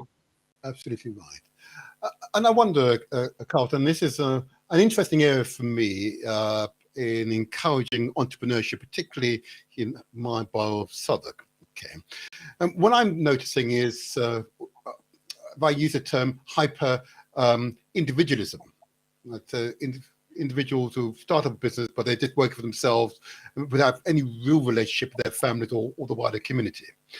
And I wonder if that's a fact that is holding back the growth of our businesses. Because I think, by my experience of life, is that collaboration, working closely with others, is the best means to generate real growth. And whilst you can do it all by yourself, most certainly there's some individuals. There you go. Your commentary, please, Carlton. Yeah. Well, I'm just going to take you to a very simple Jamaican colloquialism here. We say one hand can't clap. Go on, tell them. Explain that to them. Forgive me, you get me back in my Jamaicanism. You need to explain what you mean by that, Carlton. Yeah. So one hand can't clap means you try clapping with one hand. You can't do it. You can't do it on your own, ultimately. And you can't do it on your own. You need to have a network. And there's again another great book by a guy called George Fraser called Success Runs in Our Race. Yes. And the fundamental thing he talks about is networking. Yeah. You have to have networks. Why is networks important? Sometimes people have got real good knowledge that you could share to someone else. Someone could have access to opportunities you could share, which you don't know about. Someone could give you insights, and also you can do business with other people. Yes. You know, if I'm a printer and I know Martin, I say, Martin, you know, if you want printing, then come to me. And or if you say, well, actually, if I on business, well, look, there's Carlton over here. He's a business, you know, maybe he could, you know, and that's what you need the networks for. There's a market, and the other thing I say, just the other thing is, when I think about business, don't be just blinking just to think about. There's a whole market to do business. Absolutely, yeah. There's a whole market, you know, and this is not saying that we shouldn't do business within our community, absolutely, but think about the bigger opportunity. Now, when I said at the beginning, we sell a lot of jerk sauce in Scotland. We're selling lots of jerk seasoning in Scotland and in Cornwall because we're not thinking micro, we think macro. Absolutely. So just open up a mind, but you can't do it on yourself. You need to have a network. and that networks will give you opportunities sometimes that you didn't think you have. Interesting. I'll give you a good example, Martin, just on that. I got invited to this event last week I told you about for journalists. Mm-hmm. Whilst at this event, we got chatting about Black entrepreneurship, and I talked about the conference. Mm-hmm. Just being in that space, mm-hmm. there was a law firm who said, that's really interesting. We would like to come to your conference next year, and maybe how can we support you? So just by being in that space, through being part of someone else's network, allowed me to have access to new networks. Absolutely. So yeah, you can't do it on your own. You Also, must collaborate. We can't work in a silo. What I'm going to do now, I'm going to open the phones now. Okay. I've been holding people back, but anyway, we wanted to hear you. Whilst I'm doing that, first of all, the number to call, those of you who wish to put questions to what is an outstanding guest, Carlton, Dr. Carlton Brown. Okay, now I'm going to put up on my screen the number to call, assuming I can get the screen to work as I wanted to, but it will happen in a moment. There we go. And there you are. Those are at the bottom of my screen. You can now see it. The number to call, it's 0208. Oh, we have a call on the line. I'll give out the number, 0208 133 5616. That's the studio number. We have 20 minutes. I'll take my first call with number ending 2772. Good morning there, caller. Good morning. Good morning, Martin. Good morning, to you, sir. How are you, young man? Good morning. I'm fine, thank you. I'm fine. It's been wonderful listening to you, gentlemen. This morning, I have a question for Carlton. As you know, obviously, Carlton has a rough idea of my business, plus AC16. The question I have for you, Carlton, is one of the things I've always struggled with is, especially when you're providing services to sort of our community, one of the problems I've always had is, how do I keep up with market values? For example, our community struggles to afford increments. For example, one of the reasons why my business became what it became, it was more so to do with trying to survive, trying to not have all your eggs in one basket. But it's always been a struggle to try and increase our cost, increase our prices according to the costs. I find that a big issue because I feel as if we need to take into account that our community can't keep up with the market values. I feel as if it's not organic enough. Michael, let's take that past your question, because that's I think a pretty fundamental one within the community. What you're really saying is, in order to sustain yourself, there are times when you need to raise prices, but you know that your audience can't afford it. Yeah, I get it. Let's put that question to Michael, then we can come back with another question. Go ahead. Forgive me, to Carlton. Go ahead, Carlton. I mean, it's an interesting question, Michael. And thank you, Michael. But and I think I saw now, for example, and I think I know one of the businesses that you do is in a barber shop. Is that correct? Yes. Right. Okay. So I can remember going to the barbers and it was £5 to cut your hair. Exactly. And now the same barber I go to, well, not the same barber, but a similar barber I go to, they charge now £15 to cut your hair. But then my son goes to a barber and he's paying £30. I'm going £30. He said, but so and so goes here in Hackney, and this person goes to this, and because it's on Instagram. So anyway, I sometimes I can't get my head around that thing. But the point I'm making, I think, look, you have overheads. So the first thing is you're running a business. That's the first thing I've got to say. So you have overheads you've got to take care of. You've got staff. You've got to pay the rent. You've got to pay the electricity, and that's the first thing. If you're going to survive, you've got to cover those costs, and you've got to survive and pay yourself, right? So that's the first thing. Secondly, it is not everyone in the community is not going to be struggling. There are people in our community who will be, without a doubt. I'm not negating that. So what can you do? I mean, the bottom line is that you have to cover your bills. You have to cover your overhead. You've got to make a profit. You've got to. So, are there schemes that you can offer within that? So, can you have I know that there used to be like an OAP Tuesday, for example, which was a pensioners Tuesday. Come in and get your haircut for a particular price. Now, but there are others who are quite happy to pay the market rate, whatever that market rate is. Yeah. Now, you can't give people money clearly but is there a way that you might be able to offer?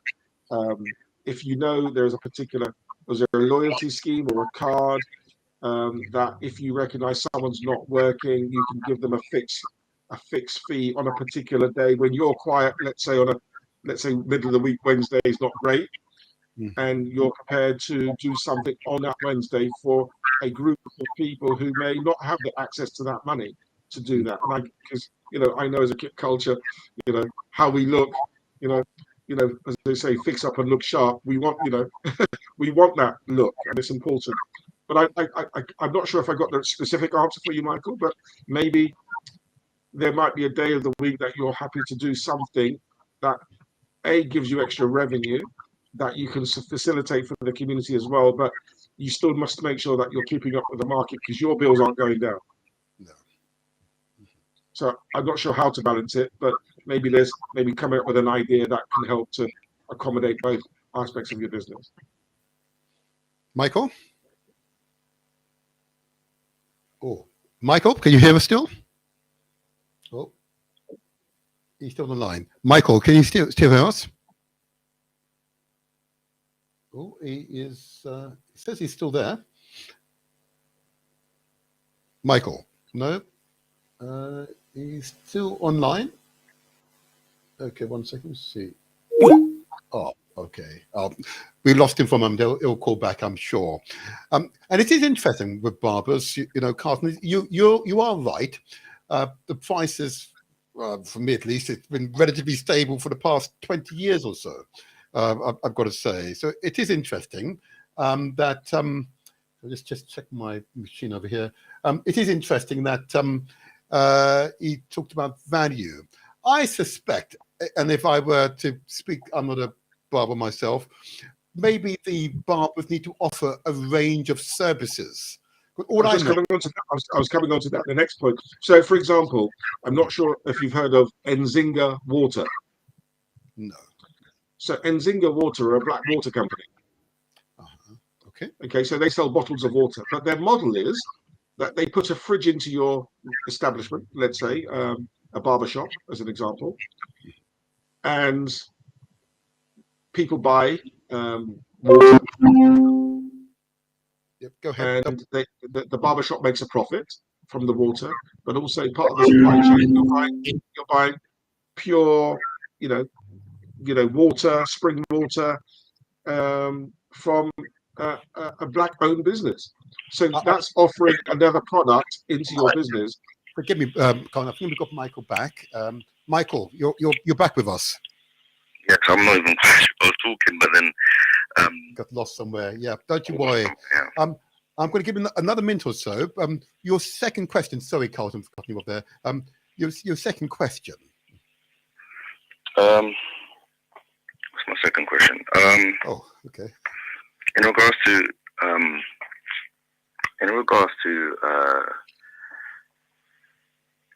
my days I'm a bit lost now. In regards to for example, the fact that my second question, Carlton, how do you feel about the fact that a lot of black businesses focus on black consumers? I'm not sure if I completely agree with that. I think we need to sell our culture to the larger consumer base. I believe in that's the way we will encounter true success.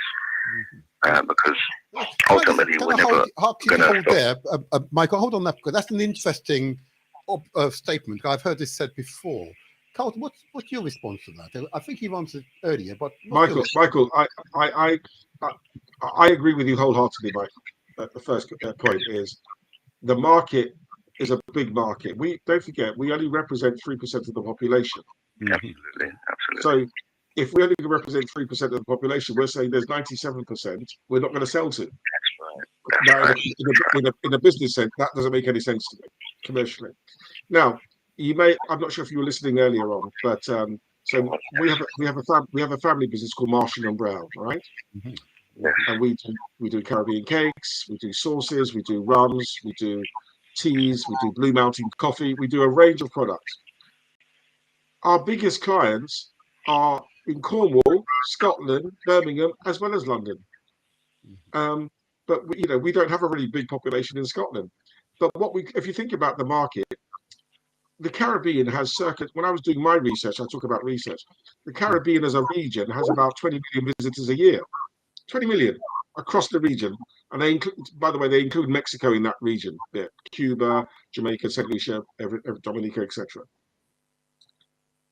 But when they're in the Caribbean, they're drinking Caribbean rums, they're having Caribbean foods. Yes. Caller, can you just hold on just a moment? We're sending our previous caller, caller with number ending 5965. Just hold. I know you're there. We'll come to you in a moment. Go ahead. I'll have to call back because my credit is going down. I'll call you back. Okay. Yeah? Thank you. Give us 2 minutes or so. Okay. Okay. Go So, ahead. So the point I'm making here is, when they come back from the Caribbean and having experienced the Caribbean, they want to continue to taste and try the Caribbean. But also, when I talk about research, there's reports called Mintel, and they're like industry reports. Yes. And it shows that what they call it world foods or ethnic foods are growing. People want to, no longer, when you're at home today, no one just wants to have the same roast beef and fish and chips every week. You want to try stuff different. You want a Chinese today, you want an Indian tomorrow, you want a Caribbean, you want Ethiopian. You want to try different things. So for me, it's about the market. Look at the whole market. And I always say to my clients, think macro, not micro. Indeed. Think bigger than just here. There's a bigger market out there to be had, and it helps you. It keeps your opportunities alive, and you're not restricting yourself just to one specific market. And I think the market as a whole doesn't mean you can't have an affinity for our community. Absolutely not. I'm proud of my heritage. Absolutely proud of. I'm an African. I'm a Jamaican, but I'm born in Britain. But But when it comes to, when you think about business, you think about business in terms of markets. Correct. Thank you, Carlton. And Michael, I'm very limited for time now. So if I can now, I'm going to move on to my next caller, but I'll speak to you later today if I may. Oh, I believe he's still there. Never mind. Caller.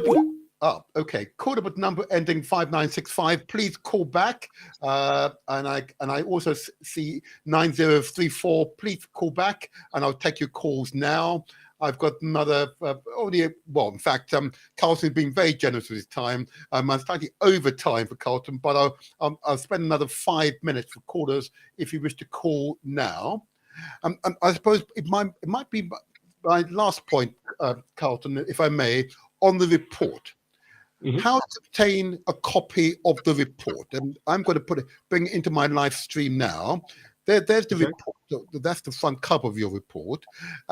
How can listeners and others obtain copies of this report? So you can download a PDF copy on the website, the Aspire website. So if you go to www.aspire,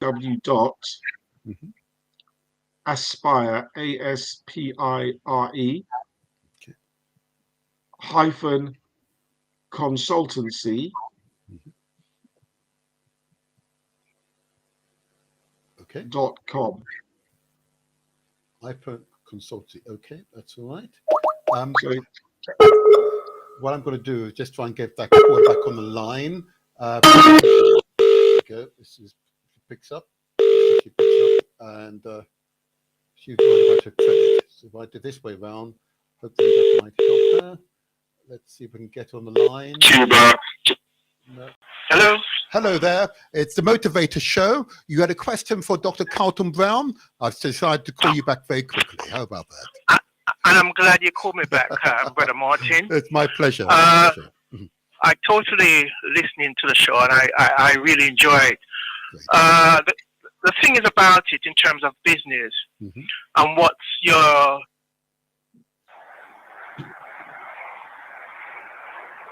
Hello. Oh, are you still there, Corder? Hello, yes, Brother Akram. Oh, Brother Akram. Oh, gosh, you've knocked off some one of my corders. Oh, dear. The wonders of modern technology. Brother Akram, good to speak to you. Do you have a question for my guest, Dr. Carlton Brown? Yeah, I just want to say that, one of the things that that we have as a people. You have a question. You have a question for my guest. Well, it is a question in a sense. Like, I just want to put it to the brother. Okay. Because maybe he noticed this as well. Because what happened is that a lot of our people don't want to see us move ahead in business, and they will do whatever they can in order to make sure that we don't succeed. Okay. They always say to you, "Oh, wish you well with that," but basically, in essence, they don't really. They're hoping that you fail.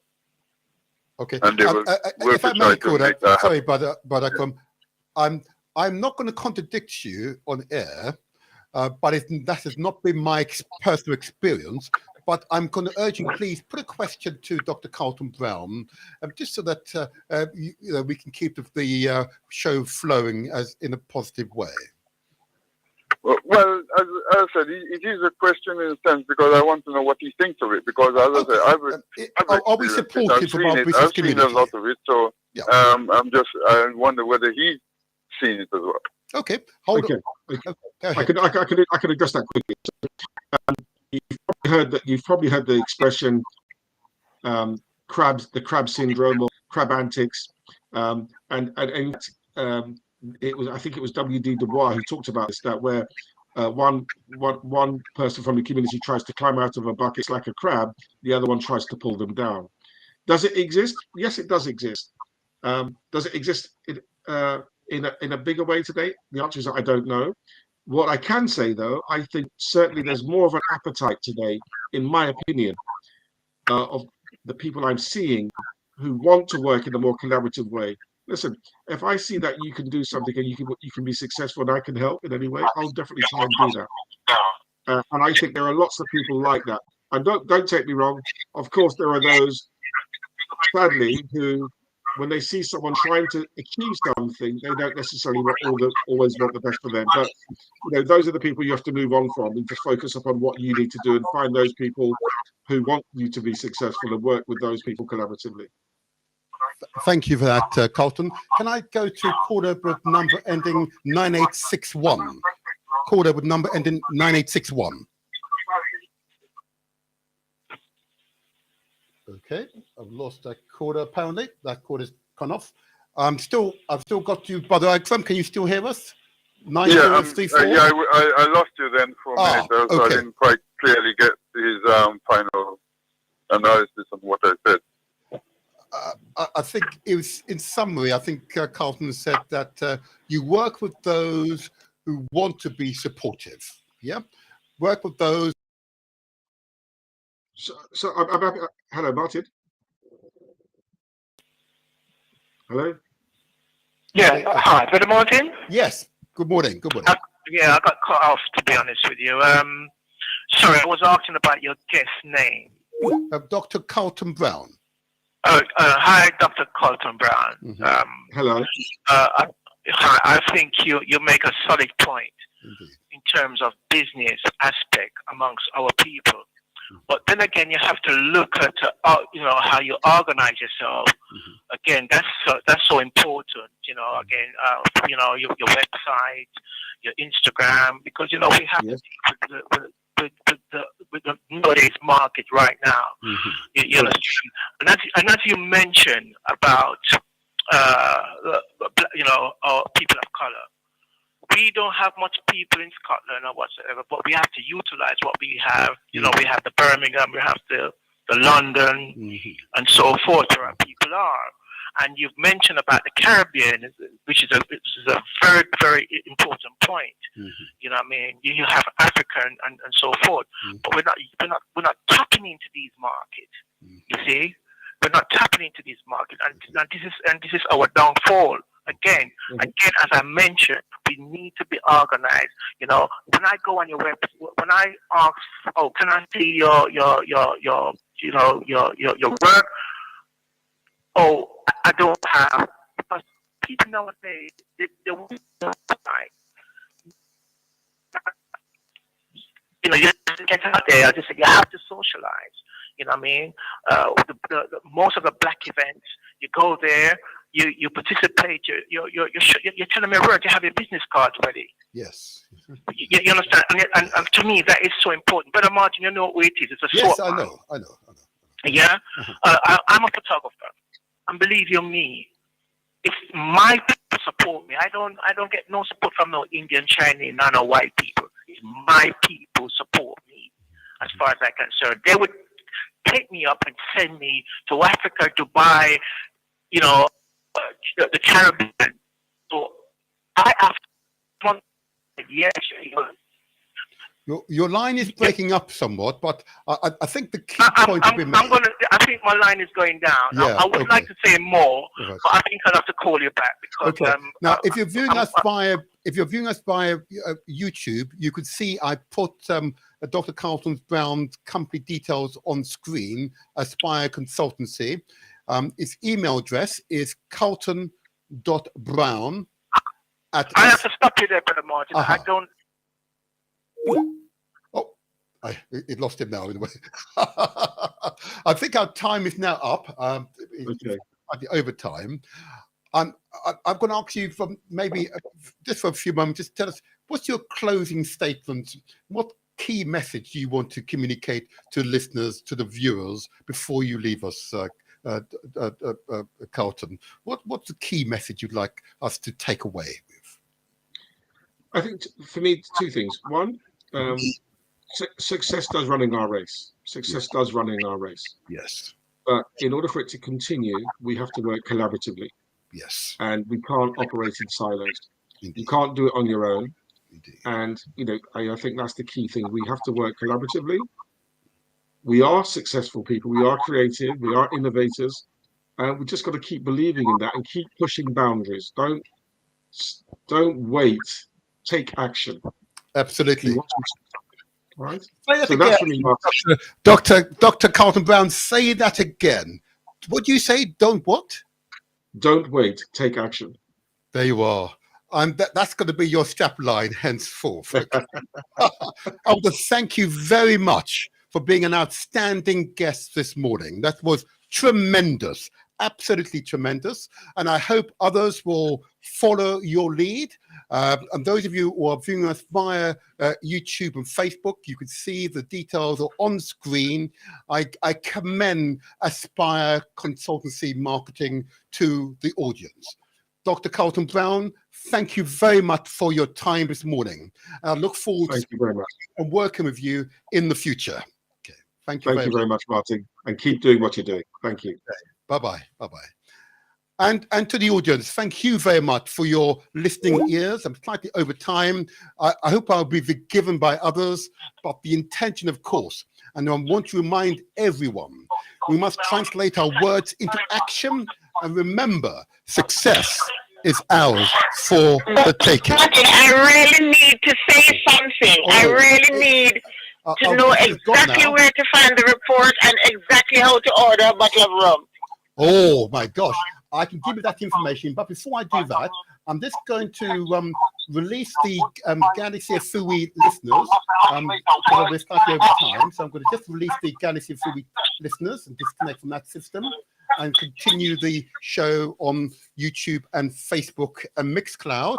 So in order to contact Aspire Consultancy, the email address that was given, of course, is www.aspire, that's aspir-consultancy.com. Okay, and of course the Marshall and Brown brand. The website address is www.marshall, then AND, then brown.co.uk.